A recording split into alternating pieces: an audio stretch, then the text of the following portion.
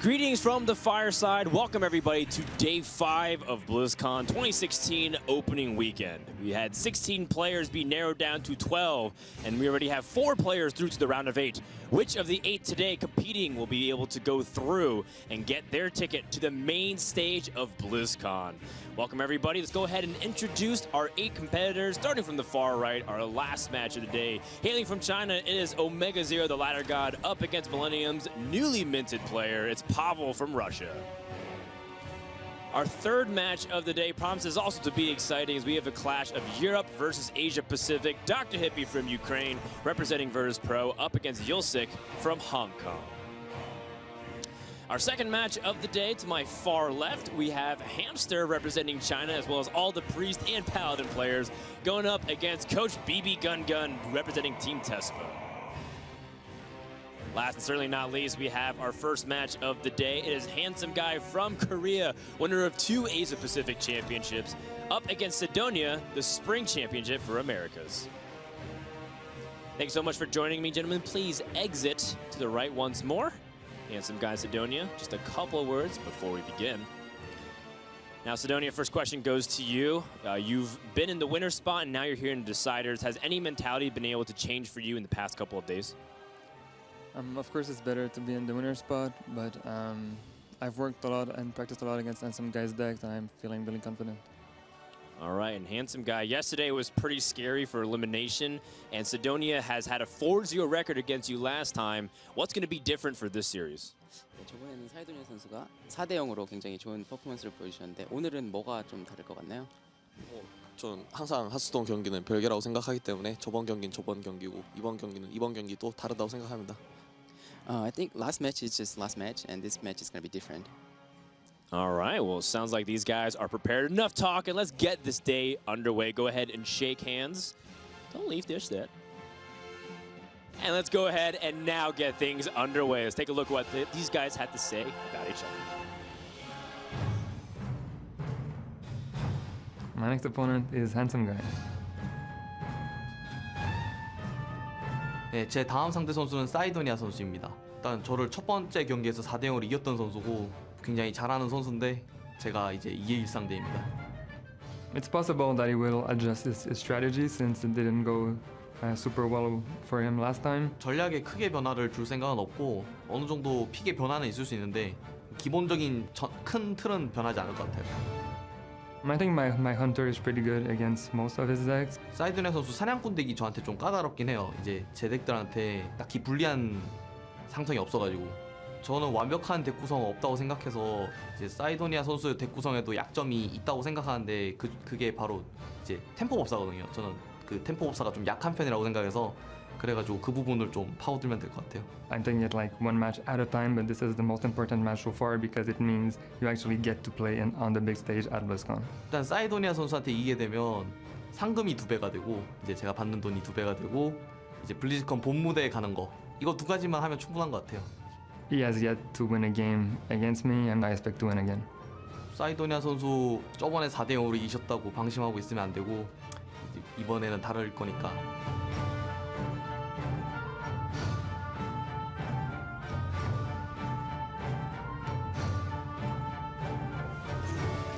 Hello guys, and welcome to the first game of the day, the first game of the finale of opening week. We have Cydonia up against Handsomeguy, and I am joined on the desk by Raven. How are you doing, sir? Thanks. I'm looking forward to this series, though. It's going to be a rematch and another series that we're casting together as well. Yep, looking forward to it, and this is a rematch that was very one-sided last time around. Yes, Cydonia has a big lineup edge in this matchup. He has a big lineup edge in the group. He has really strong decks against Rogue, not bringing Rogue himself. The rest of the group all chose to bring Rogue with him, and that's one of the reasons why Cydonia is in a strong position here to push forward to BlizzCon, but the lineups are not so one-sided that we should have seen the blowout that we saw in the previous series. Yeah, completely agree, especially when his opponent is Handsomeguy, right? You know, this guy has been so dominant this year. You know, he is so good and proved it, you know, time after time, actually. And we are going to get into the first game of the series. It's going to be Handsomeguy's Hunter versus Cydonia's Druid. Yep, and solid looking opening for Cydonia already, purely because of that far left card. Innovate just makes the magic happen in so many matchups. Handsomeguy goes for the full mole here. Cydonia holding on to the Wrath as well to deal with some early threats from Handsomeguy. So he's looking good, just needs to pick up something to pair with that Innovate to get an advantage. Secret Keeper pickup from Handsomeguy goes some way to repair, which was a pretty weak looking mulligan.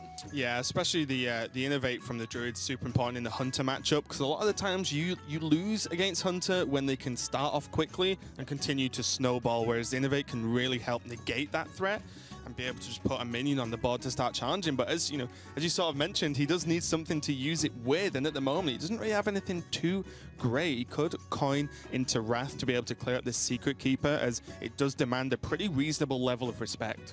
Yeah, so just to go through some of the tech choices in these decks here. Cydonia's Druid, Cydonia's on the Druid. I was going to do this completely the wrong way around. Come on, Sol.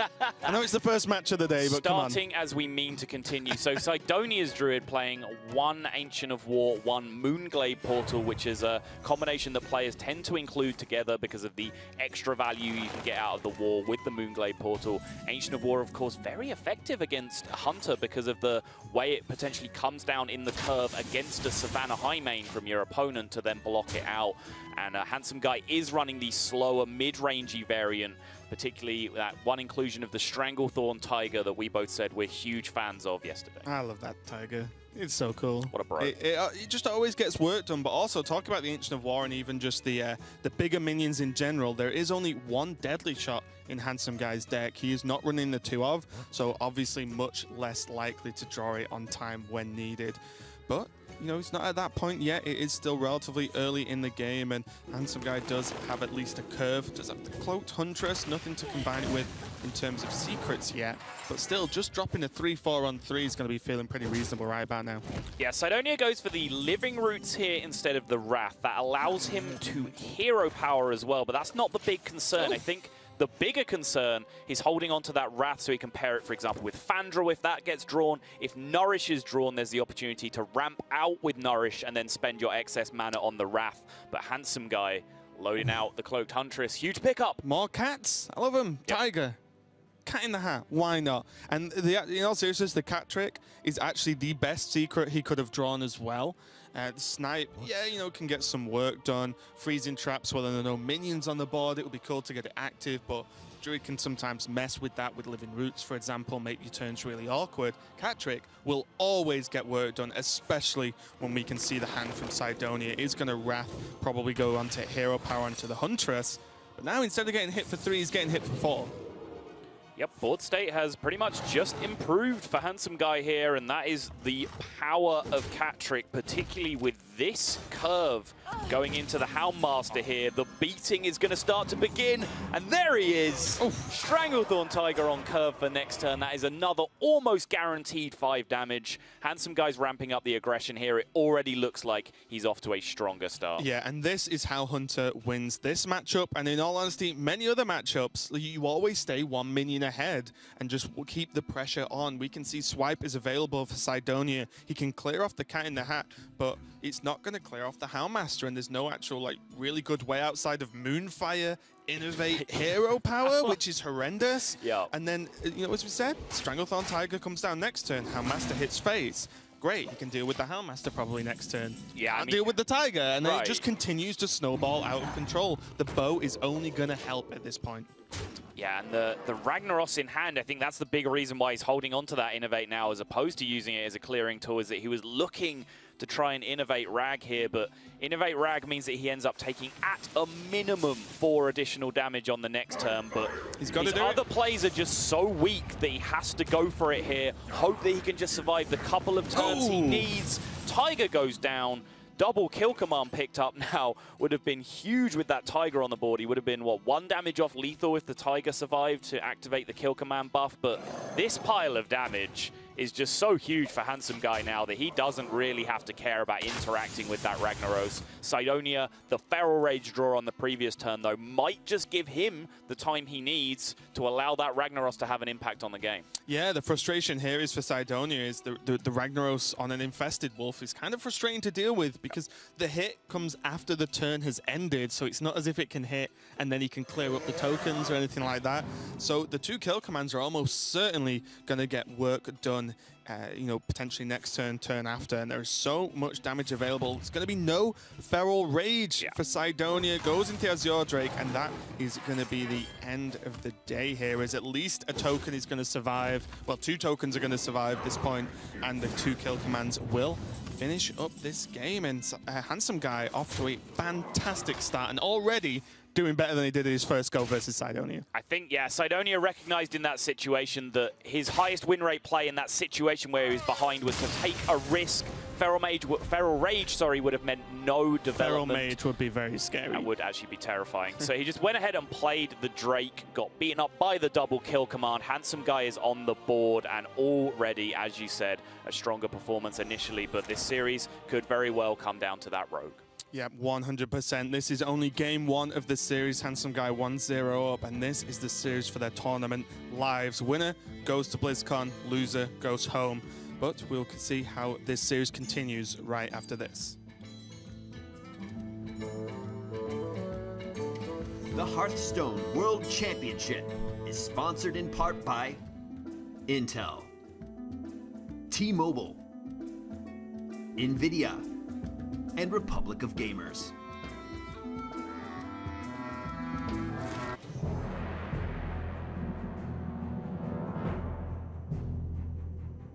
Welcome back, Handsomeguy. Hi. 4 times now. Yeah.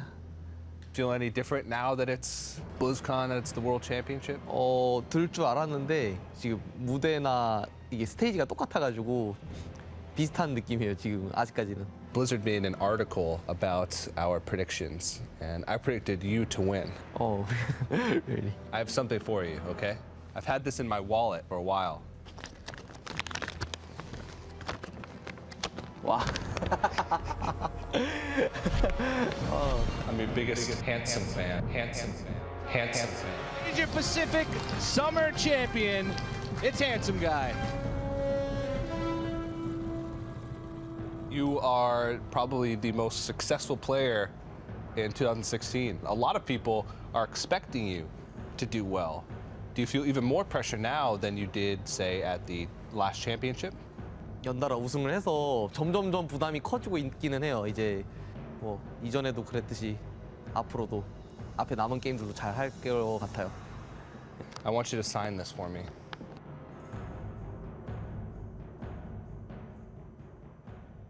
오케이.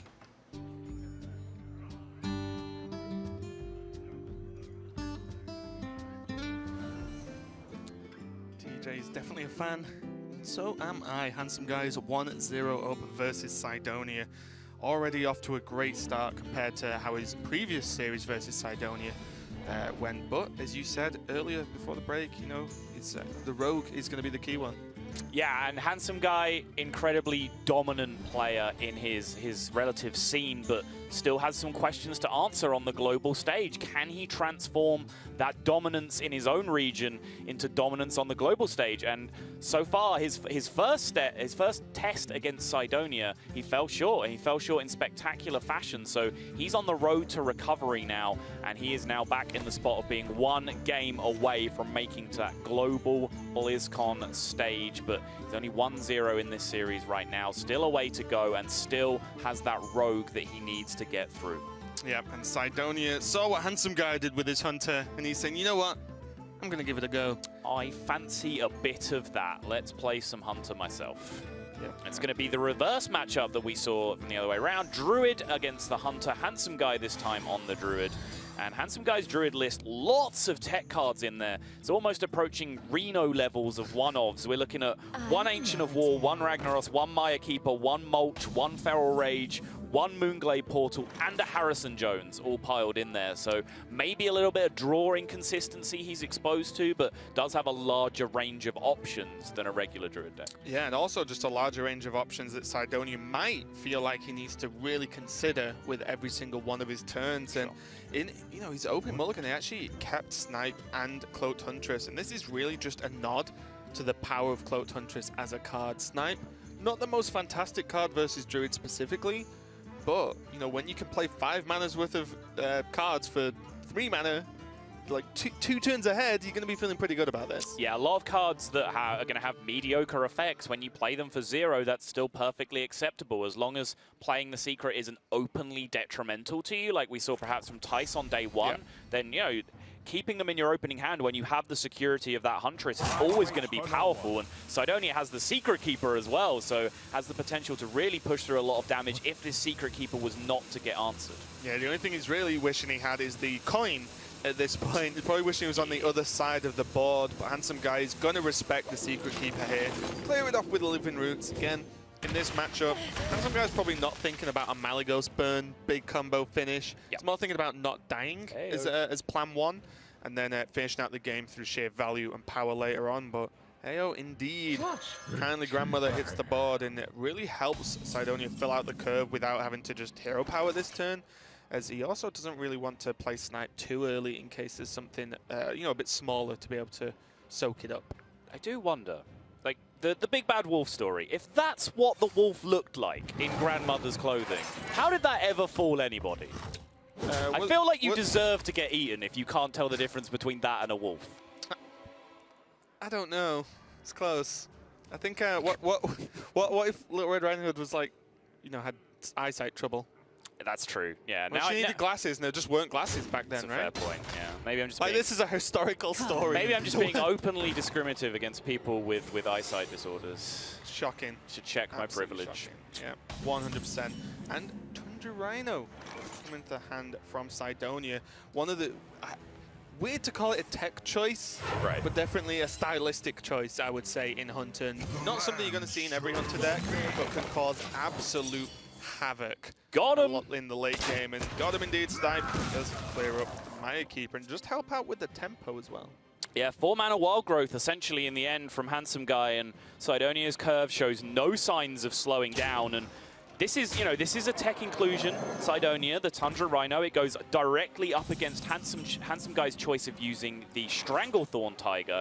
Personally, I'm a much bigger fan of the Tiger, but I cannot deny, in this situation, with the Death Rattle Beasts already preloaded onto the board, this Tundra Rhino, we could be in for some fun Rhino coming in soon. Sol, you amaze me as ever with those card name choices, but completely right. I mean, when you can go 2, 3, 4, which is exactly what you want to do with Hunter, of course, follow it with Tundra Rhino, and then if worst case scenario, it eats Swipe hero power, it eats mulch. Right. Then you play high main, and you're like, hey, what are you gonna do with this one? Hey. Yeah, pretty much. And you say hey as he just slaps you in the face for 6 with its huge paw. But yeah, this is a lot of pressure, and very similar to the game we just saw, but, just really in reverse. Handsomeguy piled on the pressure with his Hunter, and it was too much for the Druid to handle, and now Cydonia is doing exactly the same. It's, hey, whatever you can do, I can do as well. And I want to go back to a point I made on a previous day, which is Hunter really the only remaining class that has access to powerful Death Rattle minions in terms of sticky board presence. There's powerful Death Rattle minions like Sylvanas that have strong effects when the Death Rattle goes off. In terms of sticking things to the board, Hunter is really the only class that can do that throughout the curve right now. And Handsomeguy is just sat on a pile of removal right now, removal that would be really strong against a lot of classes' board states. But his removal spells just didn't interact that well with the board, but I love what he did, which is just set himself up for the back-to-back removal turn. Now Swipe plus Wrath on the following turn is potentially powerful, and he's also minimizing the threat of the tech card that he knows is in the deck in the Tundra Rhino. Do you not play the Tundra Rhino here? This is a very, very obvious setup for more AoE from Handsomeguy. He could have just cleared off the 3-2 and left the Infested Wolf. so it just wasn't even more power left on board. What he can do is just go for the Animal Companion that's still going to require some form of removal, hero power this turn, high main next turn, then into Tundra afterwards. I think Animal Companion is just weaker against what you expect though, right? Because this setup where he deliberately spawned the 1/1s on the board, he's saying second swipe to you, right? And your opponent has 6 mana, so at best, I mean, he got Huffer, so great. I mean, this is best case scenario. I told you this yesterday. I know, so I know. Animal Companion is 3 mana, Huffer them in the face. Right, but 66.6 recurring % of the time, you get a 4 health minion on the board. Your opponent is going into their 6 mana turn. They swipe your 4 health minion. They have 2 mana remaining to either Wrath or Hero Power. The remaining 3/1, as you see him doing here anyway with the Huffer. That extra 1 health on the Tundra Rhino actually makes that a lot more difficult to pick up the full clear. Completely agree. I would just see it in the fact that this sets up a potentially stronger turn later on. You take the weak turn now, because you can even... Wow, that Ancient of War is huge. You can even combine it with other small minions. Next turn, what? Oh my god, the deadly shot. The call was made, there's an Ancient of War, deadly shot comes straight into hand, and this could not be better for Cydonia. That was incredible. I talked about this interaction previously, the Ancient of War lining up so well to wall out Savannah High Main potentially, but the deadly shot from the top from Cydonia, ruining Handsomeguy dreams. He has to find a way to try and climb back into this series now, or into this game, sorry. Moonglade Portal will stabilize the health temporarily, and he's 1 mana off being able to innovate the Arcane Giant. Oh no, sorry, he is. I forgot about the Arcane Giant discount. Innovates up to 4, Arcane Giant comes down, but these 2 minions, one of them has to face down a freezing trap here. Yeah, but the benefit is, you know, he can actually, you know, if the 5/5 lives, he can get some value from it being frozen at least with the Battle Cry. Tracking coming out for Cydonia, I imagine we're going to see Quick Shot, which is really going to help if he just goes Tundra Rhino Hero Power this turn, and then can just Hero Power Quick Shot something else next turn potentially.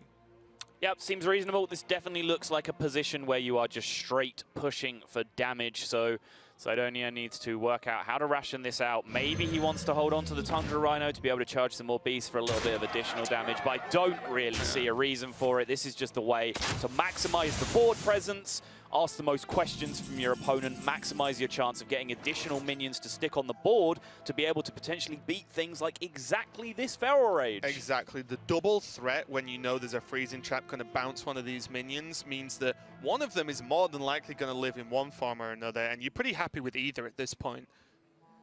And Handsomeguy here, he's got a serious problem on his hands, because leaving up the Tundra Rhino is potentially just as scary as leaving up the High Main here, and he has to consider the trap options from Cydonia's deck, and there are a range of them that, you know, could be, I think it's only freezing as he narrowed it down all the way at this point.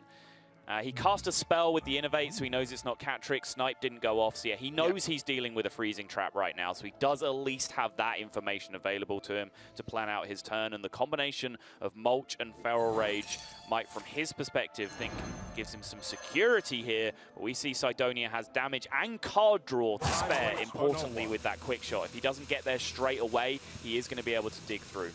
Yeah, although there is always the option of Grand Crusader into Forbidden Healing, be able to help him out a little bit there. Yeah, well, if he spent 8 mana on Grand Crusader this turn after it being frozen, he would then heal for 2 with Forbidden Healing, which isn't really going to get the job done. The plan is you survive till the turn after, then heal for 20, of course. I see. How foolish of me.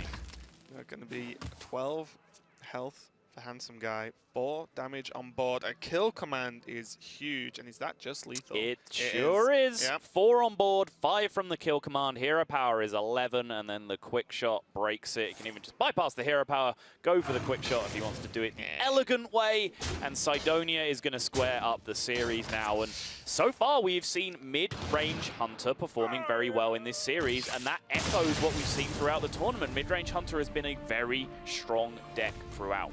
Yeah, especially in a best of 7 format, you're always taking extra decks than usual. And mid-range Hunter, I love the deck overall, but is a little bit. Tell me more. not yet. Okay. I will, teach you later on, but it is one of the stronger, I would say, sort of tier 2 decks in the game at the moment, and we're seeing that coming out as this series is 1-1 between Cydonia and Handsomeguy, both with Hunter wins. We'll see how the other classes do straight after this.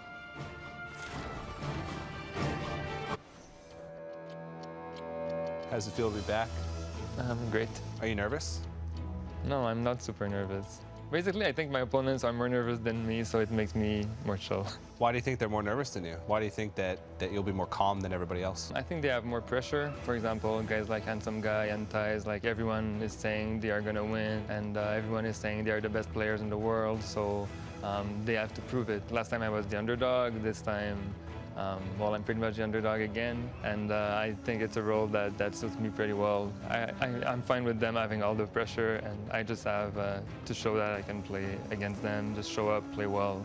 What kind of things can you do to, say, intimidate an opponent who's sitting across from you? Do you, like, wink at them? No, I don't wink at people. I will stare them down.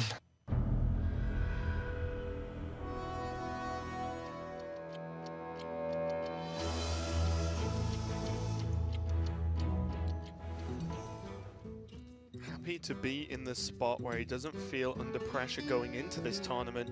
I am pretty sure he's feeling the pressure now, though. Yeah, I'm wondering whether it's building on him, honestly, because this has been a hell of a week for North America. Amnesiac already booked his spot at BlizzCon, Hot Me out there as well, and he said that, he felt like somewhat of an underdog coming into this and that there wasn't too much pressure on him, but based off the success of North America so far, does he now feel like he has to go with these guys? Does he have to live up to the standards set by the other North American players? That's definitely going to be his plan, but he has to go through Handsomeguy from Korea first as we get into the next game of the series. Cydonia on the Mage versus Handsomeguy, locking in that Druid again.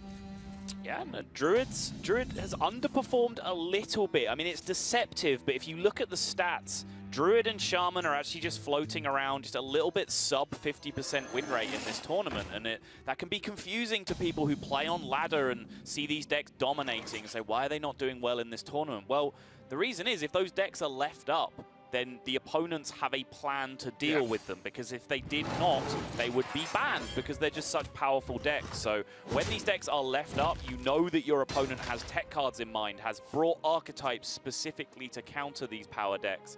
And Tempo Mage specifically here from Cydonia, this is one of those tier 2 decks you were talking about, like the Hunter, that has a really solid position in tournament meta because it can do a job against the tier 1 decks. Yeah, 100%. I've been really enjoying the Tempo Mage play over the course of this week. Seeing the slight variations on the deck lists themselves. And I also feel like it's one of the decks where truly anything happen, anything can happen in any given game. These styles can be very different based on hand, based on what your opponent is doing as well. Much more of a fluid game plan than some of the other decks in the tournament. Yeah, Cydonia's list echoes Pavel's more than anyone's out of the decks that we've seen. He's playing the extra minions, 1 Faceless Summoner and 2 Water Elemental. Pavel had that combination the other way around, but still those 3 additional minions. 2 Firelands Portals as well, which can be assumed to be a little bit of minion presence as well. Such a powerful tempo card. So players definitely going with the beefy, mid-rangey minion-based builds quite commonly in this tournament. Yep, Handsomeguy played one of my favorite cards and ended up with a swipe, which is not bad versus Tempo Mage, especially when they're off to this kind of start. Being able to just clear out the early minions that are the real threats and can snowball the game early, as opposed to the times when Tempo Mage has to try and take the late game. I'm so dumb. I was just sat here for a second like, why is Raven Idol one of Raven's favorite? Yeah, all right, I'm with you now. Welcome back. Thank you. And he's going to clear up the board just a little bit. Sorcerer's Apprentice, so much more of a threat than Mana Worm. It just enables so many disgusting things to happen if you leave it up, though he's going to be forced to take a bit of damage from this Mana Worm if it is a spell-heavy turn from Cydonia. But again, minion-heavy deck that Cydonia is running. And I think Cydonia is just going to go for the tempo play here, the aggressive line, Flame Waker coin missiles. That is a, 6 damage Arcane Missiles, 3 plus the 2 from the Flame Waker, plus the 1 buff to the Mana Worm. 1 mana, 6 damage. get him. Yeah, it's an interesting play and really just tells Handsomeguy exactly what Cydonia wants to do. Personally, I would have looked at potentially coin into Water Elemental to get the big guy on the board. Way more difficult for the Druid to deal with outside of a mulch.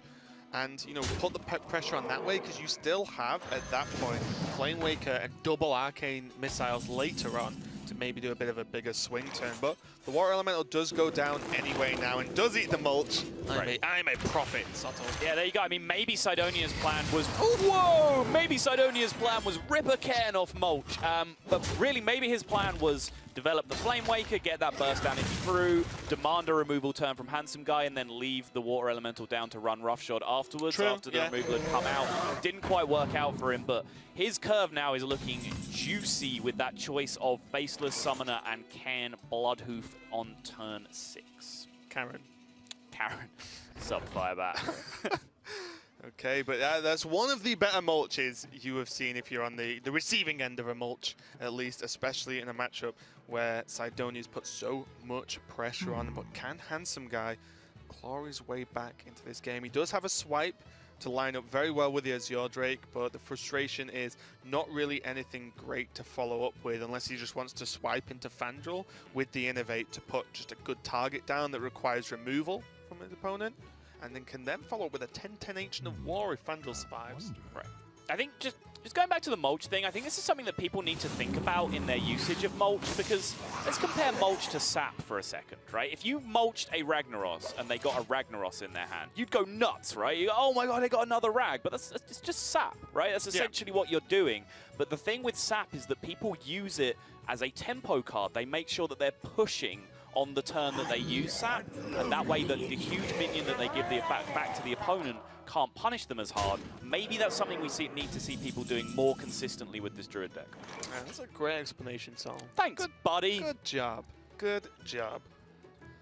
Although this isn't looking great for Handsomeguy. He does have the Ancient of War, but with that Firelands Portal, one of the best cards versus Ancient of War in terms of one of the best cards available to Cydonia in his deck. I mean, just really great. Deal 5 damage, and more often than not, summon a bit of a chunky minion itself.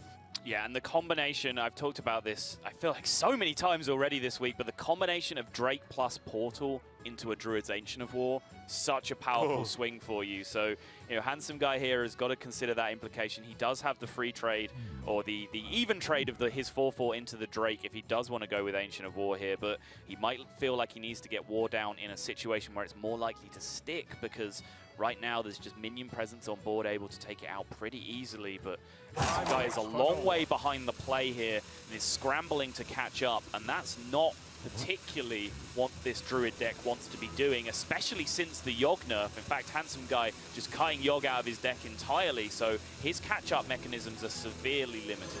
Yeah, his catch-up mechanisms, realistically in the Druid deck, is not to fall behind in the first place. Right. You really want to ramp up and stay ahead, you know, because of the ramp more than anything, as opposed to playing from behind, especially when it's so minion-based from this Tempo Mage. We've seen the list lean more and more towards minions like Water Elemental, Faceless Summoner, because Druid just doesn't have a great way to deal with that kind of a wide board. Yeah, it's true. I mean, once there's minions on board, you know, 3 or 4 minions on board with more than, say, 2 health, so that spell damage swipe can't even really mess with it. Hey!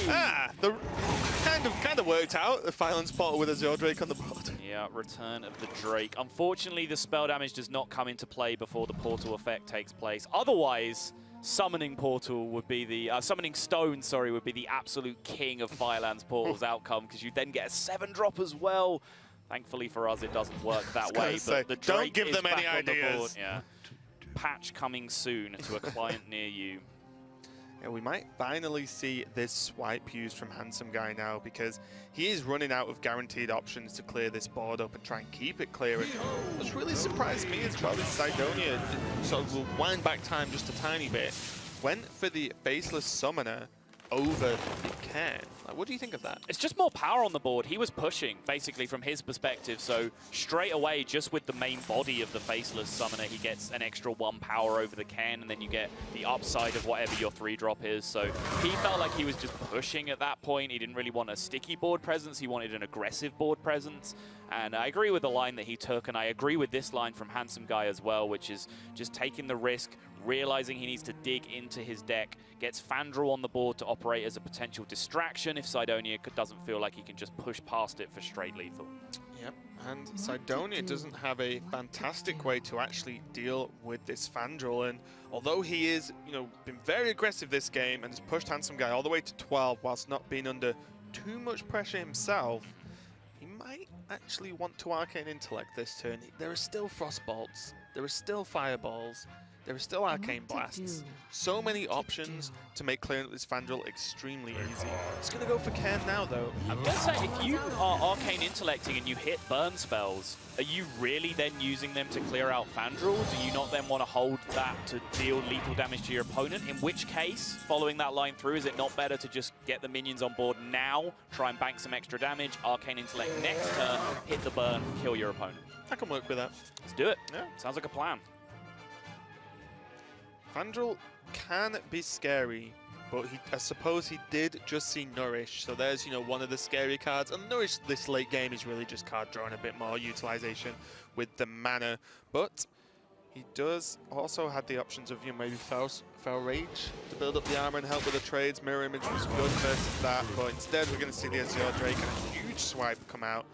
There's 4 damage already on board. Handsomeguy is only on 10. Arcane Intellect almost guaranteed. A Fireball finish this game, and boom! We called it. This was the plan. Get the minion presence down, ignore Fandral, just generate a board that was so powerful that even if absolute Fandral chaos happens, you stick something to the board, then you can use the AI, dig out that lethal burn spell. Cydonia saw the line, he executed it. He is playing this series very, very well so far. Yeah, and he looks very relaxed as well. It doesn't really look like he's stressing too much out there. Handsomeguy just did a bit of a stretch at the end there, just trying to shake off the loss. So these players are playing for their BlizzCon spot next week, and we'll see how this series continues straight after this.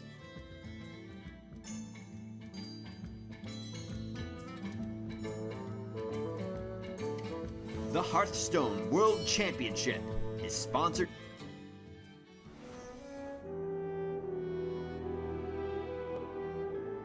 You've sort of proven Korea's dominance in Asia this year. Which regions do you think are the best in competitive Hearthstone right now? 게임 하면 한국이 그냥 게임엔 약간 특화된 사람들이라고 해야 되나? 거의 정상급과 경쟁을 할 수 있는 곳까지는 오지 않았나 싶어요. Yeah, definitely 2 Koreans, Cora. It's a really big story for Handsomeguy. 제 목표대로 블리즈컨에 왔고 이제 게이머로서 가장 큰 목표를 이루도록 해보겠습니다. Are there any players that you're specifically looking forward to playing against? 타이즈 선수를 진짜 잘한다고 생각해서 기대가 되고 중국 서버들은 자기들끼리 경쟁하니까 얼마나 잘하는지 궁금해서. You've already won everything. If you win BlizzCon, are you worried that you won't have anything left to do? 하스스톤이란 게임이 재밌어서 한 거기 때문에 저는 그냥 계속 꾸준히 방송도 하고 사람들이랑 소통도 해가면서 계속 하스스톤 할 거 같아요. Are you going to try and set the record for multiple BlizzCons? Are you already looking forward to 2017? 첫 번째 블리즈컨을 우승하게 되면 그런 생각까지 들 수도 있을 것 같긴 해요. 근데 아직 그거는 좀 이르지 않나 생각하기는. Do you have any plans for the money? Should you win the World Championship? 그냥 맛있는 거나 많이 먹으러 다니고 싶어요. 엄청 개인적으로 뭔가를 사고 이런 걸 좋아하진 않아서 좀 아껴두고 저축하고.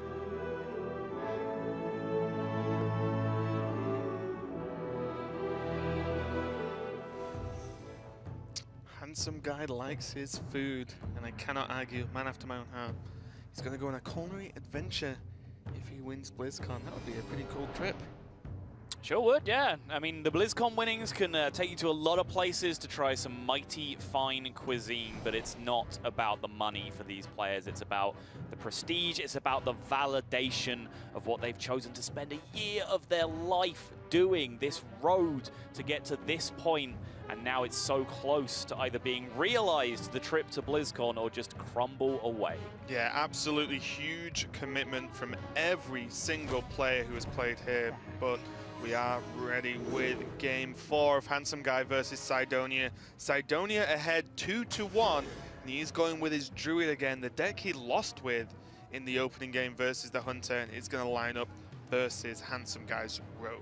Yeah, and the deck that has just honestly been getting wrecked this series. It was Druid against Hunter that lost both of those games as the Druid, and then Druid against Tempo Mage couldn't get it done either. So Druid now going to come out against the Rogue from Handsomeguy, and this deck, this class that Handsomeguy is choosing to bring, this is the thing that gave Cydonia such a big edge in this group. The fact that maybe more by accident than design, his deck list, the tech choices are actually lined up really well against Rogue, even beyond the individual matchups. The choice of double snipe in Hunter, for example, all the extra healing that he's playing to outrange the Malagos damage, like all this kind of stuff has just lined up to make Rogue a very frustrating deck to win with for his opponents. Yeah, we discussed it at the start of the series where Handsomeguy's Rogue is really going to be the sticking point for him, I feel, on the face of it.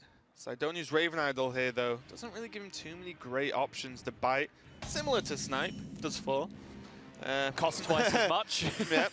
Also gains 4 armor, but most importantly versus Rogue, it does 4, which is extremely key. Tomb Pillager, Azure Drake, Gadgets and Auctioneer, all killable with a card like Bite. So already preparing to clear off some more potentially any early pressure from Handsomeguy, but his hand does not really allow for it. Even just SI onto the board doesn't feel great when you know there's Wraths knocking around.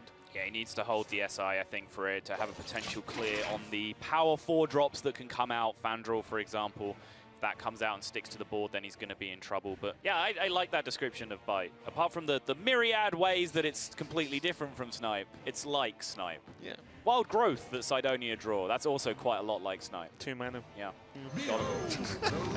Here is Fandral Staghelm, though, one of the absolute biggest menaces in the Druid deck, and cause all kinds of issues. But as you quite rightly said, backstab, SI, poke with the dagger will finish this one up.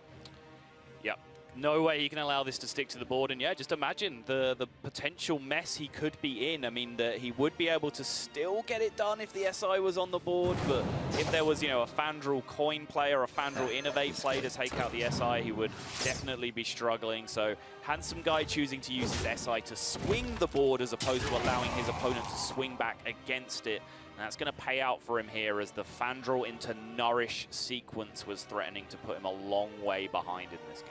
That would have been absolutely disastrous for Handsomeguy, but at the moment he's in a reasonable position. Kind of frustrating for him to have Sinister Strike available so early. It's one of the least flexible cards by far in this Rogue deck. Literally just does 3 to face, extra with Malagos, of course, and can help cycle with Gadgetzan if required, but that is literally it. Yeah, and I can just see potential disaster in Handsomeguy's future here. Maybe the Nourish will now talk him out of this, but he has one of those hands that, unless there's a big draw now, which there is, the Tomb Pillager, he has one of those hands that isn't really going anywhere fast. So maybe somewhere in the next turn or two, he would be considering the Edwin Van Cleef line, which would, you know, run roughshod over the Druid if they didn't hit their 1 mulch. As we can see from Cydonia, that 1 mulch is in hand. Yeah, and here is the Van Cleef.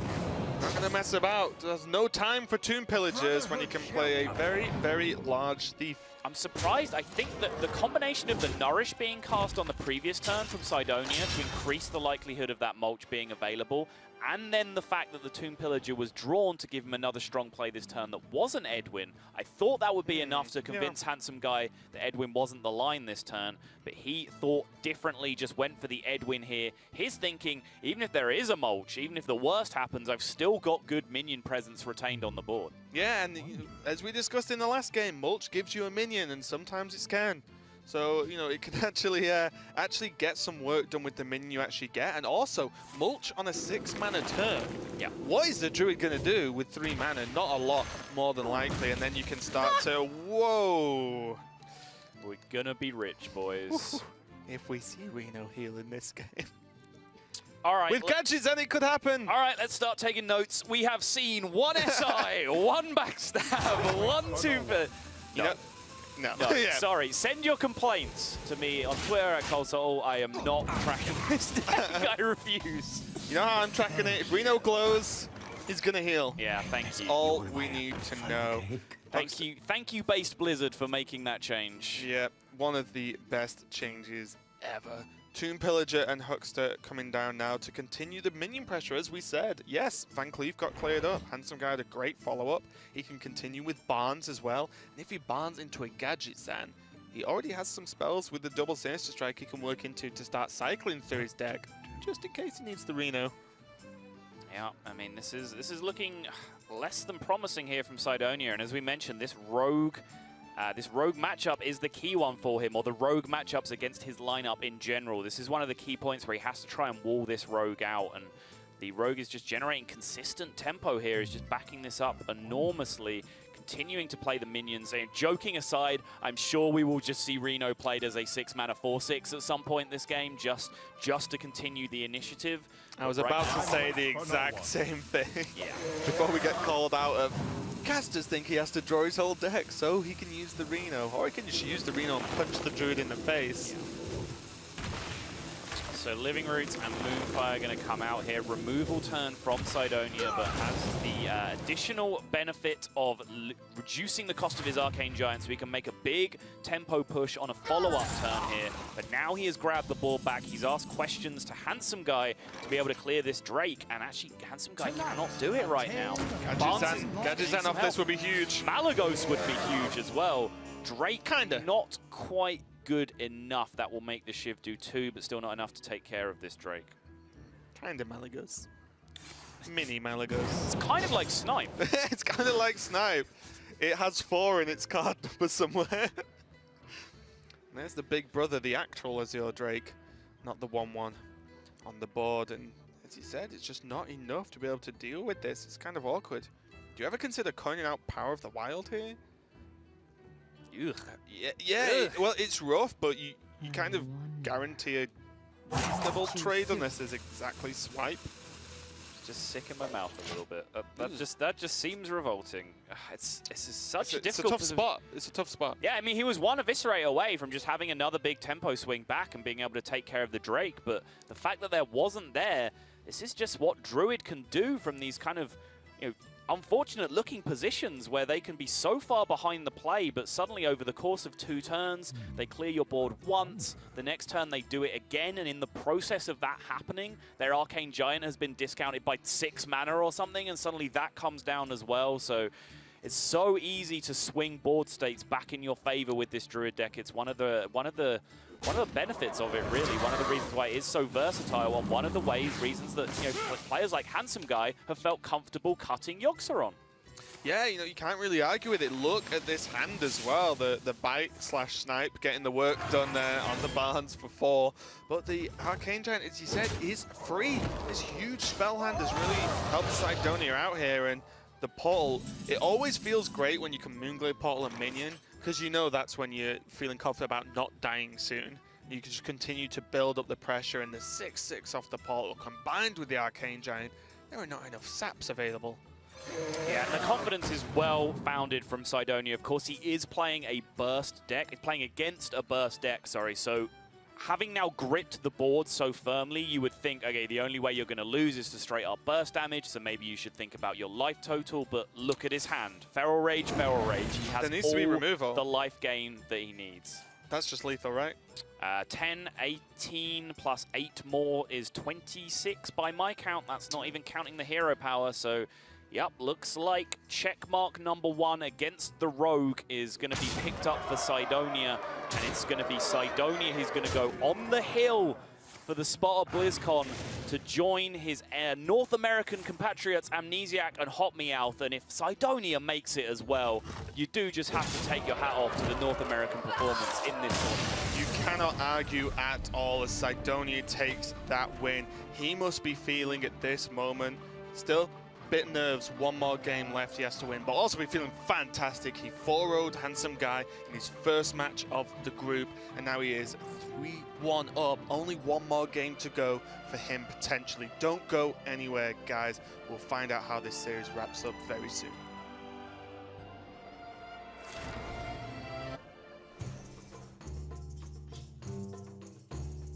Now that you've qualified, have you gotten more of your family on board the Hearthstone hype train? Yeah, it was really funny. My mom watched the whole tournament, and like my dad watched it also, and he even got like other people from my family to come with him watch, and they all don't understand anything. But when you get hyped, TJ, they get hyped too, so it's working. That's gonna be it. Cydonia is going to close this out, and he is going to be moving on to the grand finals. You said like your sister was showing the text messages of her boyfriend or something? Yeah, because she couldn't watch it, and yeah, her boyfriend was watching it and texting her constantly, like everything, something would happen. So he would text her like 50 times during a match. It reads like, oh, he might be winning. Oh no, it's bad. Oh yeah, it's good. Oh, he's winning. Something's happening. I don't know what. Oh, it's 1-0. Oh, 1-1. And then she answers him, I'm so stressed out. It's really fun for me that like my families and friends and all that, they're getting really hyped about this. It's more fun than just they're like, oh, stop going on vacation without us. No, but they're really supportive. Have you tried to teach them how to play? My girlfriend tried to play Akron 25, and she said what every player who plays and loses a game said. I don't see anything I could have done differently. So she's perfect. She's perfect, yeah. She'll be a legend player in no time. Yeah.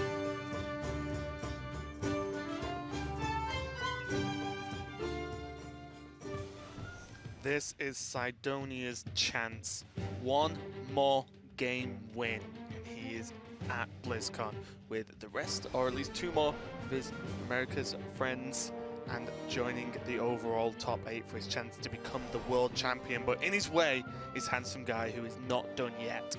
Yeah, and Cydonia is such a strange route for him to be here, really. He completely came out of nowhere, at least, to my radar, when he won the America's Championship.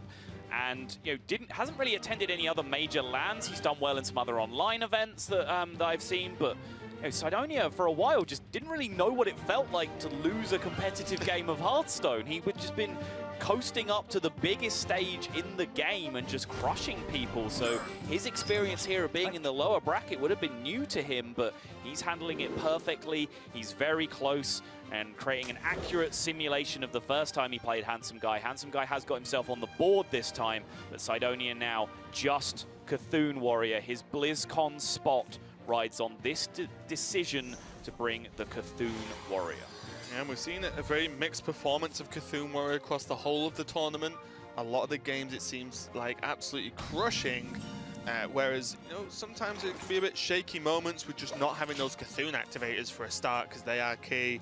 And did you say Cthulhu activators? I did, and guess what? Really good to beat druids up with Cthulhu's Chosen Soul, especially when you can drop one after the other.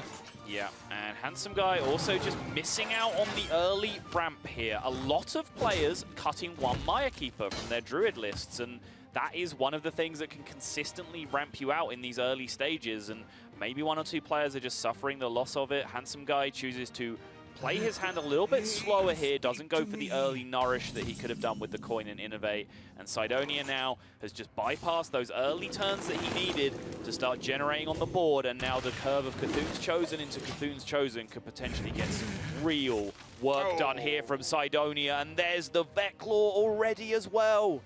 Cydonia is already piecing together his hand that will win him this game. Early pressure from the Cthulhu's Chosen with the double benefit of actually buffing Cthulhu up to 10, which is the key number, just to be able to get those activated minions like the Twin Emperor in hand there. So this is looking very, very good for Cydonia, and the onus really is on Handsomeguy to try and put a stop to this. And he's going to try and do that. This is about the biggest stop sign that he has in his deck, the 5/10 Taunt Ancient of War, but Cydonia picked up the execute off that Acolyte of Pain cycle earlier on. Does have the answer to it. It does interrupt his development a little, at least, with the Cthulhu's Chosen. He can still play the Beckoner, though. He can, yeah. He basically has to make the decision here between Shield Block for mana efficiency and to dig a bit deeper, or just the Beckoner of Evil to get the job done on the 10/10 Cthulhu. And I like having the Beckoner down a lot in this situation. Cydonia agrees. Couldn't agree more as well. I think that this just continues to pile on the pressure, and also Shield Block could be very important later on to boost the armor up for a Shield Slam. Nourish for cards. Definitely a consideration to go for the ramp there. You've seen one execute, you have a Ragnaros in your hand, but you need some answers to this board state. This is not a board that you really want to just be happily jamming Ragnaros on. Doesn't really feel like it's going to do enough to clear it up, so he wants some more straight-up removal in his hand. But the beat down from Cydonia is just coming so hard right now. How many times have we seen this? You said mixed record for Cthulhu Warrior, and I agree, but when it's been on the line, we've seen these kind of power draws from the Control Warrior archetypes in this tournament. Seems to be a great deck for just getting people over the line at the end. Yeah, and what do you do if you're Handsomeguy? That turn for Cydonia started with 6 to face against an empty board before he played anything. It's a horrible point to be in, and the second Cthulhu's chosen coming down the Divine Shield, causing havoc to try and clear up this board. Handsomeguy has a lot of options. Double Raven Idol really going to open up some potential outs for him here, but he really needs to just make something happen right now, I would say. Yeah, I think he does need some help from Raven Idols at some point in the game. He feels like he can continue to stall for a little while here. The Moonfire will get cycled. Decent job sniping off the Divine Shield. Gets a card deeper. Now that Living Roots is useful as well. So the Gadgetzan pickup, even though it was a small impact, might actually end up having huge implications for the game now. Look at this Gorehowl, though. Cydonia can just equip Gorehowl, clear off the Gadgetzan, and continue again. With 10 to face, he doesn't go for it. There's a Harrison. There's a Harrison in Handsomeguy's deck, and he knows that there's a huge amount of Handsomeguy's deck in his hand right now. So very true. Why play 7 mana developing the Gorehowl that your opponent has such strong counterplay against when you can just generate this board? What's Druid's counterplay against this? The real question is why play it now when you can Gorehowl face to finish the game later?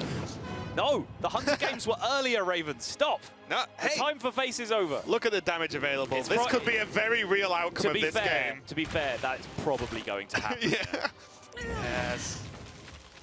Feel the smoke consume you. So Handsomeguy is going to look for some help here from his Raven Idol. Cycled the Wrath with the help of Fandral. Now has a second Fandral available to him. The other minions just aren't really improvements over it, so I don't see any reason why you wouldn't just go Fandral number 2 here. Yep, I agree. Opens up more, well, even more options later on. Naturalize could have been an option as an easy answer to it, you know, for example, to a Cthulhu if the game goes that late, or even a Doomcaller, but it's going to go for the Feral Rage, much more flexible in the immediate turns of this game coming up. Knight of the Wild snap pick. I think he just picked the minion quickly here, so he would just have maximum time to consider his spell choice, which he felt was the more important. Ends up with a Knight of the Wild, definitely not too terrible.